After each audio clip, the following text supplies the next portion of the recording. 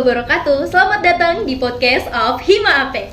Berperan bukan baperan. Oke, terima kasih teman-teman atas antusiasnya yang sangat luar biasa ya pada hari ini. Nah, hari ini merupakan episode ke-6 dari podcast of Hima Ape dan tentunya tetap bersama saya, Dwi selaku host pada acara podcast ini. Nah, hari ini kita akan membahas suatu hal yang sangat menarik nih, tentunya seputar dari Fakultas Ilmu Pendidikan.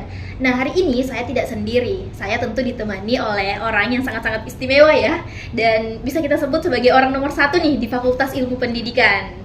Nah, untuk itu di samping saya sudah ada Bapak Dekan, yakni Bapak Profesor Dr. Abdul Saman, MSc Cons. Mungkin saya mau tanya kabarnya dulu nih Pak, bagaimana kabarnya hari ini? Alhamdulillah, kabarnya baik sekali. Alhamdulillah ya Pak. Oke, Pak Abdul, saya panggilnya Pak Prof, Bapak Dekan atau siapa nih Pak? Ya, Pak Dekan aja. Bapak Dekan ya guys, oke. Ya. Nah Pak Dekan, karena tadi kabarnya baik-baik saja, mungkin ada yang mau disampaikan terlebih dahulu nih Pak untuk episode podcast ke-6 ini.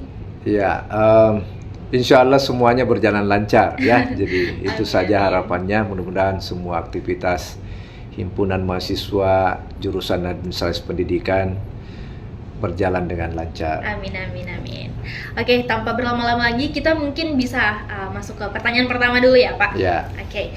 Nah, Bapak kan selaku dekan dari Fakultas Ilmu Pendidikan nih. Ya. Kita pengen tahu nih Pak, sebenarnya peran dekan dalam sebuah fakultas itu seperti apa Pak? Ya.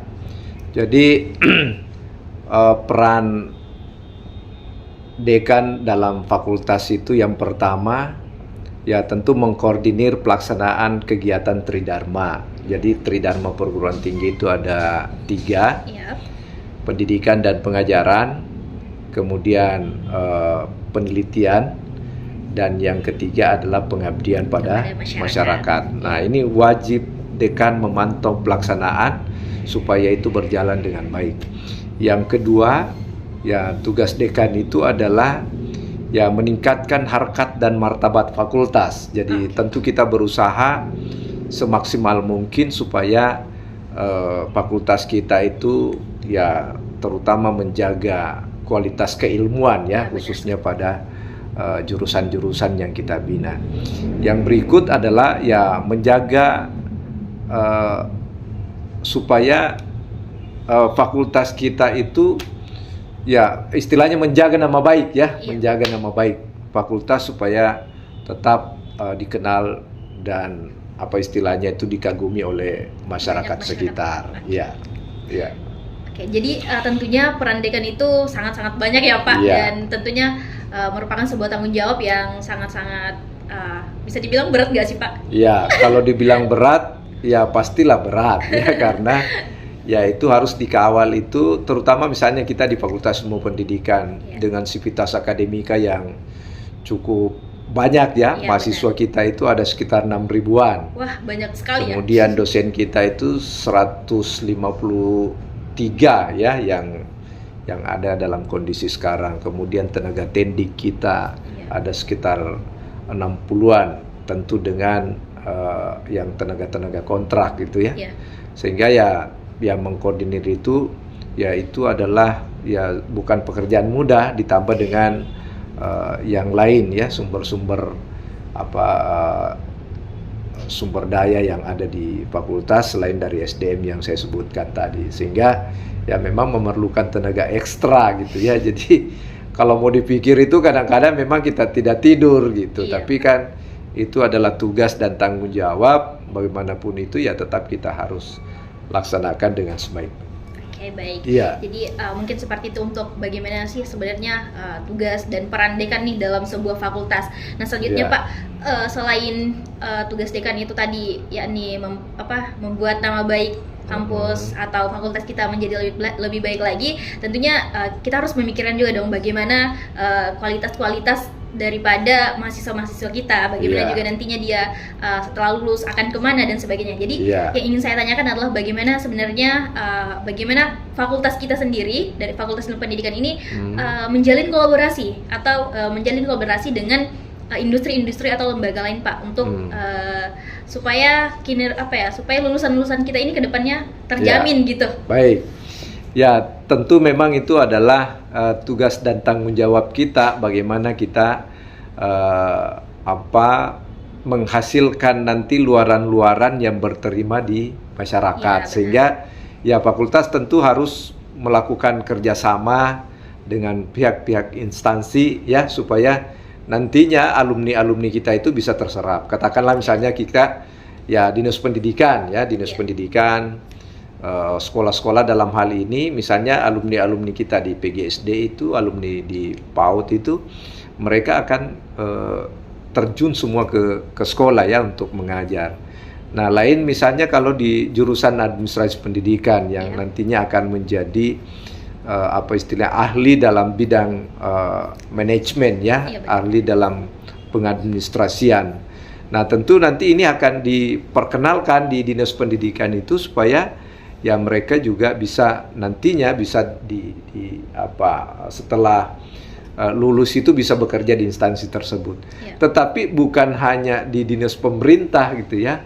Ya tentu juga di industri-industri ya. Jadi anak-anak kita juga kita berikan bekal supaya nantinya bisa bekerja di instansi-instansi yang memerlukan sesuai dengan keperluan atau sesuai dengan kompetensi yang mereka punya gitu ya. Jadi ya kami di kampus itu selalu istilahnya itu mengambil data ya dari instansi atau industri-industri yang relevan. Kira-kira itu kompetensi apa yang diperlukan sehingga ya kompetensi itu kita bekali anak-anak kita sebelum selesai supaya apa yang dibutuhkan oleh instansi yang bersangkutan itu ya anak-anak kita mampu bisa penuhi gitu. Mungkin ada hal ya yang biasa saya juga kadang-kadang mengatakan loh kok bisa gitu ya. Nah, saya di suatu saat itu masuk di bank ya, bank. Saya ketemu dengan karyawannya yang tiba-tiba, Pak, ini ternyata itu adalah alumni Fakultas Ilmu Pendidikan gitu ya. Jadi ternyata mereka juga bisa terserap bekerja di perbankan. Jadi, nah itu saya katakan tadi bahwa kompetensi-kompetensi apa yang dibutuhkan oleh mereka sehingga kita berikan bekal kepada anak-anak didik kita. Jadi saya setuju dengan program Merdeka itu, Merdeka Belajar, bahwa bukan hanya terfokus pada bidang keilmuan yang kita punya, tetapi tentu juga harus punya skill, ya kita harus punya kemampuan dalam bidang lain yang nantinya itu dibutuhkan di dunia kerja. Karena ternyata dalam bekerja itu tidak hanya mempersyaratkan ijazah dan kemampuan kompetensi kita di bidang itu, ya pada aspek-aspek lain juga. Nah, sama dengan tadi itu, ternyata anak-anak kita alumni pendidikan bisa bekerja di perbankan. Jadi bisa bekerja di Telkomsel, bisa bekerja di mana-mana gitu ya. Sehingga ya itu tadi, bahwa kita harus berusaha memahami kompetensi yang dibutuhkan oleh dunia usaha dan industri supaya anak-anak kita juga bisa terserap di dunia kerja, bukan hanya untuk menjadi pegawai negeri. Mungkin seperti itu ya Pak. Jadi tentu saja hal yang dilakukan oleh fakultas, oleh birokrat di fakultas kita tentunya juga memikirkan nih bagaimana nasib-nasib dari lulusan-lulusannya nanti. Seperti tadi yang dikatakan Bapak, bahwasanya tentu mereka juga mendata-data nih seperti apa, bahwasannya lulusan yang diperlukan itu yang seperti apa. Nah, tentunya juga selain hal-hal yang disediakan oleh pihak jurusan, pihak fakultas, kita juga sebagai mahasiswa tentu harus menyiapkan skill-skill lainnya Pak. Tidak hanya terfokus pada pembelajaran yang ada di perkuliahan saja, tapi kita perlu untuk mengeksplor dunia-dunia lain atau hal-hal lain yang ada di luar sana gitu. Oke. Nah, mungkin kita masuk ke pertanyaan selanjutnya nih Pak. Tadi kita juga sempat membahas di awal bahwasannya peran dekan itu untuk meningkatkan bagaimana kualitas dari fakultas kita itu menjadi baik ke depannya. Nah, kita mungkin bisa melihat sedikit Pak bahwasanya di Fakultas Ilmu Pendidikan ini kan kita bisa dibilang banyak ya mahasiswa disabilitas mungkin dia memerlukan mahasiswa yang bisa inklusi gitu. Jadi apa sebenarnya yang upaya yang dilakukan oleh fakultas untuk memperhatikan nih hak-hak mereka terkait Iya. bagaimana mereka dapat mengakses pendidikan lebih baik lagi di Ya, fakultas kita. Seperti- sebetulnya ini adalah tugas pemerintah ya, Oh, iya. karena ini adalah hak setiap anak bangsa ya untuk mengenyam pendidikan, sehingga alhamdulillah di Fakultas Ilmu Pendidikan ini kita juga membina anak-anak yang berkebutuhan khusus. Meskipun saya menyadari bahwa semua fasilitas yang diinginkan itu belum bisa kita penuhi semuanya, tetapi paling tidak ya kita ada usaha lah untuk sampai ke situ ya. Jadi tetap kita selalu meminta pemerintah itu untuk memberikan perhatian khusus supaya mereka ya paling tidak yang dibutuhkan untuk kepentingan istilahnya itu pembelajaran. Iya. Nah, saya kira untuk kepentingan pembelajaran yang ada di kelas itu sudah oke. Ya, jadi misalnya alat bantu dengar, alat bantu itu sudah disiapkan di lab-lab. Nah, yang belum itu adalah aksesibilitasnya. Jadi katakanlah misalnya, mohon maaf, kita ini misalnya anak-anak berkebutuhan khusus untuk tunanetra, misalnya itu kan fasilitas jalan ya. Paling tidak begitu turun dari kendaraan misalnya itu sudah ada jalan yang khusus bisa menuntut supaya bagaimana caranya dimudahkan masuk kelas.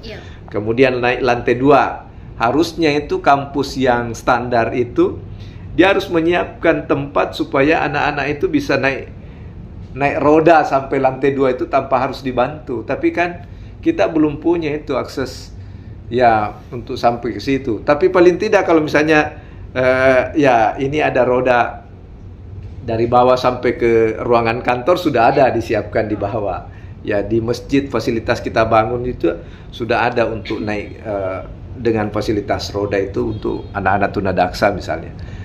Nah itu, jadi sudah ada upaya meskipun itu memang kami akui bahwa belum maksimal ya, tapi ya ke depan saya kira ini tentu dengan komitmen pemerintah juga kita tetap berharap bahwa anak-anak yang berkebutuhan khusus yang kita bina itu ya memiliki aksesibilitas yang bagus dalam rangka istilahnya itu mengenyam pendidikan di Fakultas Ilmu Pendidikan ini. Tentu ada upaya ya yang dilakukan oleh pihak fakultas dan juga mungkin kita orang-orang yang di sekitar mahasiswa-mahasiswa yang mungkin berkebutuhan khusus dapat membantu mereka juga gitu, tidak hanya mengharapkan dari fasilitas yang disediakan oleh fakultas kita. Dan tentunya ini menjadi PR untuk kita semua. Ya, untuk kita sama-sama memikirkan ya. Iya, benar sekali. Iya. Oke, nah selanjutnya kita masuk ke pertanyaan selanjutnya, Pak. Iya. Kita beralih bahasan nih. Kita akan berbicara mengenai organisasi nih, Pak. Bagaimana sih pandangan Bapak nih terkait anak-anak organisasi yang ada di Fakultas Ilmu Pendidikan lah khususnya? Apakah menurut Bapak organisasi ini dapat membuat ada pengaruhnya tidak sih dalam pembentukan karakter dan juga kualitas pendidikan mahasiswa di jurusan administrasi di Fakultas Ilmu Pendidikan? Ya, betul sekali. Jadi organisasi sebetulnya itu adalah wadah bagi anak-anak kita itu untuk mengembangkan kompetensi diri gitu ya. Jadi tidak cukup hanya kuliah. Jadi ilmu yang didapat di lingkungan di bangku kuliah gitu ya. Ya, itu tidak cukup untuk kita bawa ke masyarakat. Justru yang paling banyak itu adalah pengalaman-pengalaman yang didapatkan di organisasi. Jadi saya selalu mengajak pada setiap kita penerimaan mahasiswa baru, mahasiswa itu harus aktif berorganisasi. Itu beda, dan nanti Anda bisa merasakan itu. Mahasiswa yang pernah aktif di organisasi ketika menjadi alumni itu beda dengan mahasiswa yang hanya kampus, kamar, kos gitu ya. Ya, itu beda itu karena ya mereka tidak dapatkan pengalaman-pengalaman yang bagaimana berinteraksi dengan orang banyak, bagaimana menghadapi pimpinan, bagaimana menghadapi orang bawah dan sebagainya. Tapi kalau orang yang aktif di organisasi itu, dia sudah merasakan dinamika itu, sehingga ketika kembali ke masyarakat nanti itu mudah sekali beradaptasi. Dan kita menemukan bahwa semua aktivis mahasiswa itu mudah terserap masuk ke dalam dunia kerja karena mereka punya relasi yang luas.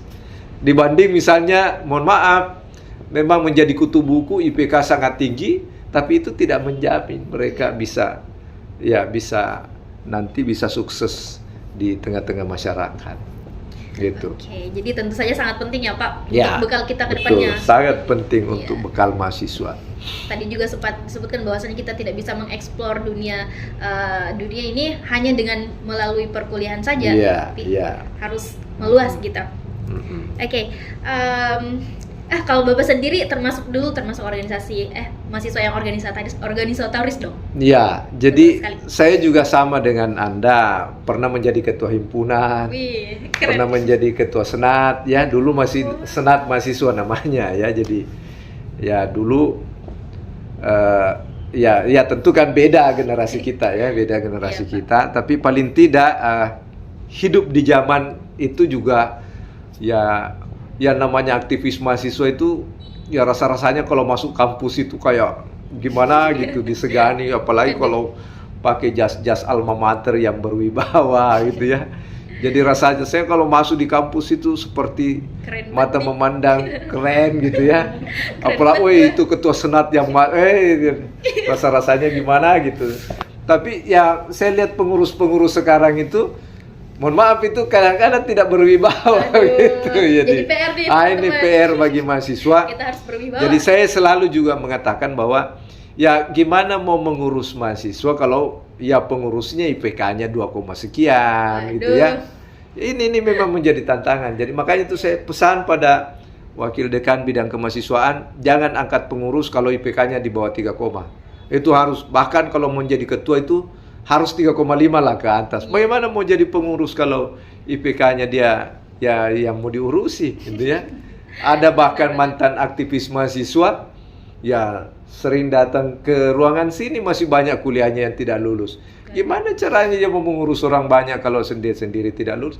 Dulu itu kita tidak pernah itu ada kuliah kita yang tertinggal, meskipun itu ya kuliahnya juga harus berbagi antara kepentingan organisasi dengan kepentingan kuliah. Tapi alhamdulillah semua mata kuliah kita lulus, tidak ada yang tertinggal. Nah, itu kemampuan memanage waktu tergantung dari kita. Iya, benar. Jadi ya saya setuju bahwa mahasiswa itu harus berorganisasi ya, supaya betul-betul dia bisa mengembangkan potensi dirinya, karena banyak pengalaman-pengalaman yang kita dapatkan itu di organisasi dan itu tidak didapatkan di bangku kuliah. Betul sekali. Iya. Oke Pak, selanjutnya kita mungkin beralih ke pertanyaan selanjutnya ya Pak. Iya. Oke, sebenarnya tadi kan berbicara mengenai organisasi itu tentu sangat penting ya untuk kita, dan itu disetujui oleh Bapak, disetujui juga oleh kita semua tentunya. Nah, kalau PIM sendiri itu bentuk dukungannya kepada lembaga-lembaga kemahasiswaan yang ada di PIP itu seperti apa? Pak? Dan kemudian bentuk komunikasi yang dijalin antara LK dan juga birokrat itu sebenarnya seperti apa? Bagaimana? Iya. Ya, kalau yang namanya dukungan ya tentu kita memberikan kesempatan yang seluas-luasnya bagi mereka untuk berorganisasi. Nah, pertama misalnya dalam aspek pendanaan, kami menyiapkan 5% dari dana PNBP itu untuk pendanaan lembaga kemahasiswaan. Lalu kemudian ya tentu dalam hal pelaksanaan lembaga keorganisasian yang ada di fakultas itu kita berikan ruang untuk berdialog misalnya. Kalau ada hal-hal yang mau disampaikan, ya coba kita berdialog ya, supaya jangan ada komunikasi yang tersumbat gitu. Karena kalau ada komunikasi yang tersumbat, itu biasanya menjadi buntu dan itu muncrat ya gitu ya. Itulah yang biasa menjadi ribut ya, demo mahasiswa tapi kalau komunikasinya lancar, apa yang disampaikan itu kita respon, kemudian ya kadang-kadang memang itu mahasiswa agak ya maunya dia minta hari itu juga mau dikabulkan, misalnya persoalan sarpras misalnya ya. Kami pun juga memikirkan itu, tapi tidak semudah itu juga dalam hal pengadaannya. Jadi harus bertahap gitu ya, harus bertahap. Jadi ya itu hanya itu yang membedakan. Jadi kalau mahasiswa ya kita pahami juga secara kejiwaan ya, jadi masih emosional gitu ya.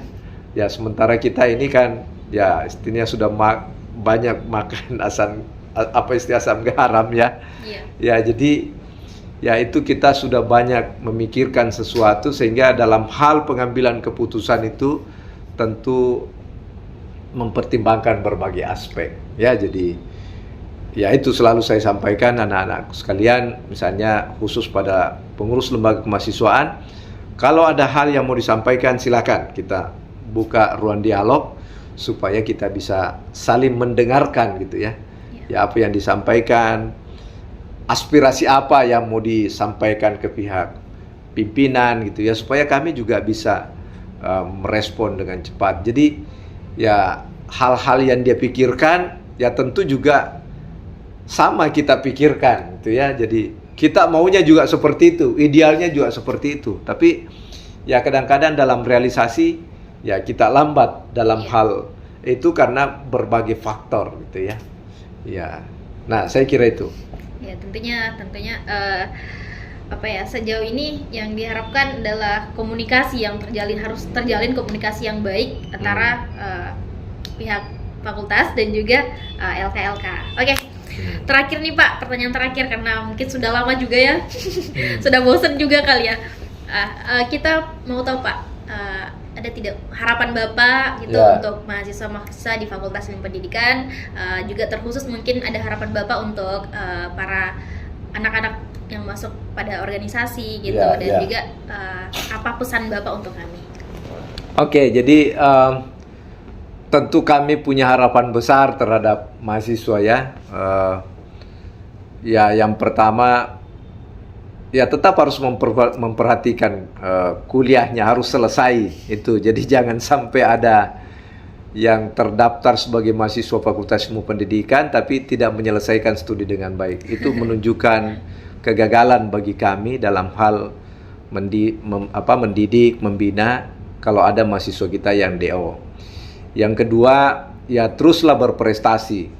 Ya, teruslah berprestasi, perlihatkan yang terbaik untuk istilahnya itu membesarkan nama baik fakultas gitu ya. Kita berharap seperti itu.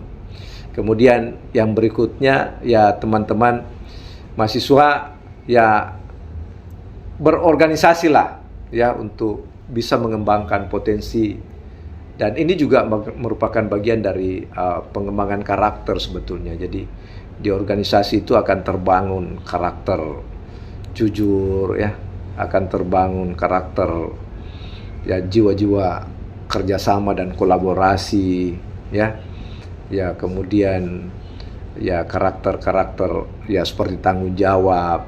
Nah itu kita harap seperti itu. Jadi berharap bahwa mahasiswa itu bisa aktif mengambil peran dalam kegiatan organisasi sebagai wadah pembelajaran selama kita berada di kampus. Saya kira itu. Ya. Oke, mungkin terima kasih ya Pak atas waktu yang telah disampaikan, dan juga tentu saja harapan Bapak menjadi PR juga untuk kita semua ya teman-teman. Oke, untuk itu mungkin bisa closing Pak sama-sama. Oke, demikianlah episode podcast kita kali ini. Wassalamualaikum warahmatullahi wabarakatuh.